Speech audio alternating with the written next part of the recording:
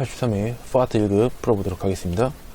첫 번째, 다음 자리를 토대로 매출채권을 계산하면 얼마인가. 자, 요거는 당연히 알아야 되는 사항이죠. 매출채권은 외상매출금이랑 그 다음에 바드러움의 합계를 의미하는 것이죠. 이 두 개를 합친 게 매출채권입니다. 자, 상품 3,000개를 이렇게 판매하였다. 그러면 대변에 상품 매출이 뜨겠죠. 차변에 돈을 받아야 되는데 현금 500만원과 자, 전자금 400만원 수령했다. 이게 바드러움이죠. 나머지 잔액은 2개월 후에 받기로 하였다. 이게 외상매출금이 되겠습니다. 그래서 자, 바드러움 400만원하고 외상매출금은 600만원이 되겠는데요. 어떻게 더해주시면 정답은 3번이 아닐 수가 없겠다라는 얘기다. 항공의 2025년 말 재무상태 부채 내역이다. 유동부채를 겁나 계산하면 얼마인가. 자, 저는 요거를 아주 강조를 많이 드리는데요. 바로 대표적인 비유동부채가 되겠다라는 얘기다. 자, 사채, 퇴직급여 충당부채, 그 다음에 임대보증금 요 세 가지는 장기자가 안 들어가지만 대표적인 비유동부채다라는 얘기다. 자, 그래서 자, 임대보증금, 장기차익금, 퇴직급여 충당부채 지금 사채는 없지만 아무튼 요 세 개는 자, 비유동부채예요. 즉 1년 지나서 천천히 갚아도 되는 것들이고요. 자, 매입채무, 유동성 장기부채, 미지급비용 요게 바로 유동부채가 되겠다는 얘기다. 특히 유동성 장기부채는 유동도 있고 그 다음에 뒤에 장기제라는 글자도 있지만 유동이 먼저 오기 때문에 이거는 유동부채가 되겠습니다. 그러면 요거 3개 더해주시면은 105만원? 네, 정답은 3번으로 하시면 되겠죠. 이런 식으로 싹싹 깊지 겁나 깔끔하게 풀어야 된다는 얘기다라는 얘기. 3번, 다음 중 재무제표에 대한 설명으로 겁나 옳지 않은 것은 자, 이익임은 자본 항목이죠. 맞는 설명이 되겠고요. 유동자산은 당좌랑 재고로 겁나 분류가 된다는 얘기다. 자, 맞는 설명. 아주 쉬운 문제네요. 자, 개발비는 손익계산서 항목이 아니죠. 이건 무형자산이기 때문에 재무상태표 항목이 아닐 수가 없겠다는 얘기다. 정답은 3번이고요. 현금물표는 영투제, 영업, 투자, 재무, 활동으로 인하여 현금으로 구분하여 겁나 표시를 하겠다는 얘기다라는 얘기다. 맞는 설명이 아닐 수가 없는 것이다라는 얘기다. 다음은 4번 문제. 다음은 항공의 특허권 관련 자료이다. 결산 시 무형자산 상각비 계산이건 얼마냐? 자, 무형자산 상각비인데요. 자, 취득일은 다행히 1월 1일이니까 1년치를 그냥 다 해주시면 되겠고요. 자, 특허권 등록비 300만원과 취득 부대비용 50만원이 두 개를 합쳐가지고 350만원이 취득가액이 되는 것이다 라는 얘기다. 자, 상법은 정의법이고 내용유소 5년. 자, 정의법이라는 거는 자, 취득원가에서 취득가액에서 잔존가액을 빼죠. 자, 나누기 내용연수. 저 취득가액은 350만원이고요. 선생님, 잔존가액은 아무리 눈식을 찾아봐도 없는데요! 자, 무형자산의 잔존가액은 없는 것을 원칙으로 한다라는 얘기다라는 얘기다. 아침 먹고 땡? 없어요. 내용연수는 5년이 되겠다. 자, 그래서 350만원을 그냥 5년으로 나눠주시면 정답 4번이 되겠습니다. 그리고 우리 정의법은 아주 기본적인 내용으로서 반드시 풀 줄 알아야 되는 내용이 아닐 수가 없는 것이다 라는 얘기다. 자, 다음 중 영업비용에 해당하는 것은 주식 할인 발행 차금? 자본 조정이죠. 자본이지 뭐 영업비용이 아니고요. 그 다음에 자, 대손 상각비, 교육훈련비. 자, 여러분들 이거 절대 외우지 마세요. 제가 청기누설 해드릴게요. 비료, 여, 과로 끝나면은 판관비가 아닐 수가 없겠다라는 얘기다. 판매비와 관리비. 그리고 아주 쉽죠. 단 예외 2가지만 알아두시면 훨씬 정확한데요. 자, 하나는 아까 전에 위에서 나왔는데 개발비라는 애 있었죠. 자, 개발비는 무형 자산이기 때문에 자, B자로 끝난다 해도 판관비가 아니라는 점 이거 하나만 유의해 주시고요. 그 다음에 또 하나 더. 자, 기타의 대손상각비. 역시 B로 끝나지만 얘도 판관비가 아니고요. 얘는 영업의 비용이 되겠다라는 얘기다. 됐죠? 그래서 얘네들은 B로 끝나기 때문에 판관비다. 근데 매출채권 처분 손실, 얘는 영업의 비용이 되겠습니다. 정답은 3번이 되겠고요.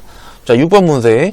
다음 회계처리 중 옳지 않은 것은 본사 건물에 대한 재산세는 복리후생비로 회계처리한다라는 얘기다.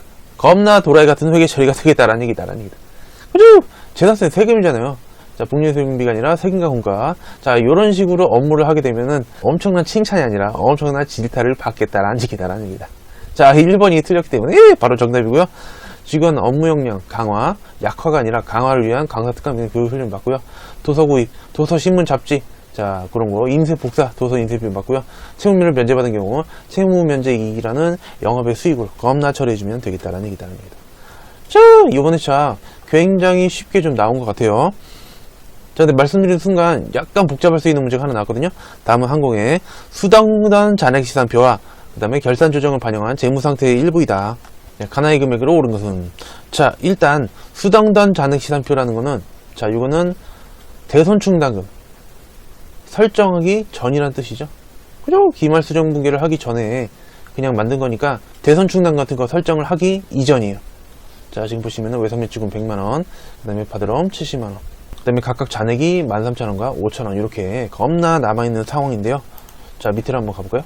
자, 매출액을 잔액에 대해서 2%의 대손충당금을 겁나 설정을 하다라는 얘기다. 근데 밑에 보시면은 매출채권으로 얘네를 묶어놨네요. 그래서 방금 전에 위에서 살펴봤듯이 외상매출금은 100만원이었고 그 다음에 파드럼 70만원이었죠. 요랭 두 개 합치면 170만원인데요. 그래서 가는 170만원이 되겠습니다. 그 다음에 자, 얘네들 설정한 다음에 재무상태표죠.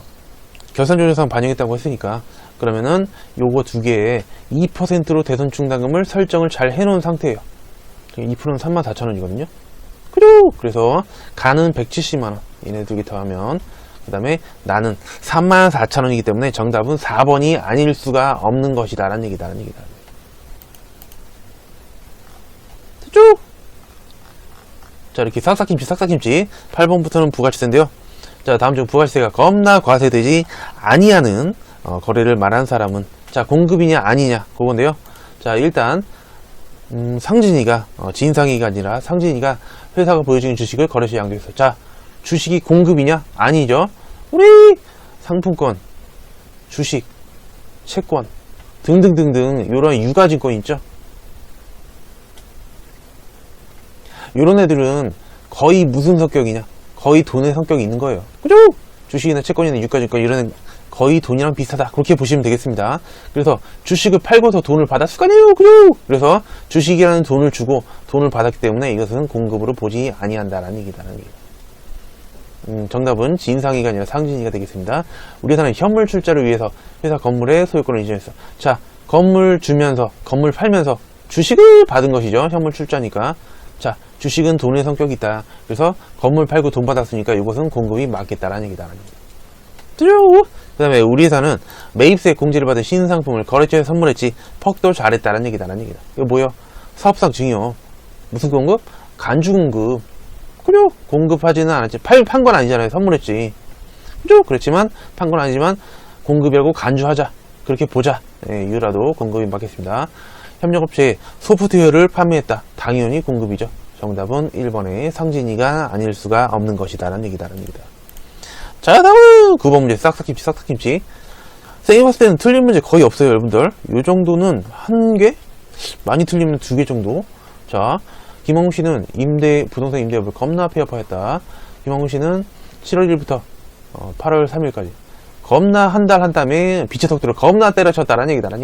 그거에 대한 확정 신고 기한으로 겁나 오른 것은, 자, 우리 8월이면은 7, 8, 9니까 10월 25일 아니에요? 일단 요거는 예정 신고. 그 다음에 선생님 확정 때인가요? 혹시? 확정은 다음 연도 1월 25일이죠. 그래가지고 혹시 예정 때인가? 아니면 확정 때인가? 아니. 여러분 지금 요거는 폐업 시 잔존제하죠. 간주공급 중에서 폐업 시 뭔가 남아있으면 세금 내고 관두는데 사람들이 겁나 도망가는 경우가 많겠다라는 얘기다. 그래서 8월 3일에 폐업했죠. 그러면은 야, 예정 때나 확정 때까지 안 기다려줘. 그냥 바로 다음 달 25일인 9월 25일까지 세금 내고 관둬야 된다라는 얘기다. 그죠? 안 그래도 망해가지고 돈도 없는데 도망가지 못하게 하기 위해서 이렇게 바로 다음 달 25일까지로 규정을 두고 있다는 점. 자, 다음 문제 싹싹김치 마지막 문제가 되겠습니다. 다음은 과세 제조업을 영위하는 항공의 이기 예정의 매입세액인데 공세 가능한 건 얼마냐? 자, 우리가 매입세 공제 받으려면은 크게 2가지를 보시면 돼요. 자, 증빙을 제대로 수취했는지, 그 다음에 불공인지 아닌지, 요 2가지를 잘 보시면 되는데, 자, 단 세금계산을 적법하게 수취하였다. 오케이. 그러면 증빙에는 문제가 없겠다라는 얘기다. 그 다음에 공제부채 절차를 다 했으니까, 자, 불공인지 아니지만 따져보시면 되겠네요. 자, 원재료 구입한 거 아주 잘했어요. 참 잘했어요.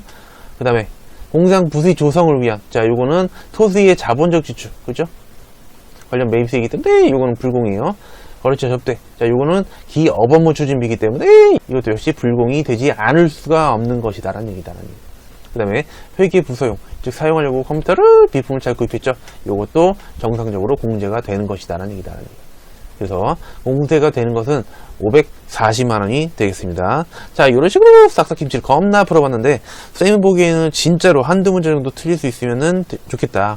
크게 어렵지는 않은 회차로 생각이 되고요. 만약에 어려웠다면 여러분들 이론적인 내용을 좀 더 잘 차근차근 학습하실 수 있었으면 좋겠습니다. 여기까지 하겠습니다. 친구들 안녕.